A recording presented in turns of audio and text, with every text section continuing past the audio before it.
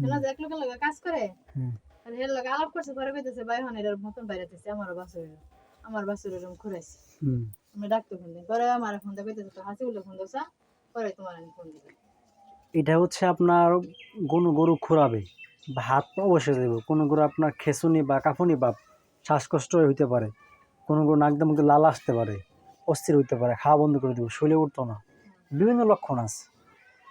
তো বাচ্চাটা আপনার বয়স কত দিন? 1.5 বছর।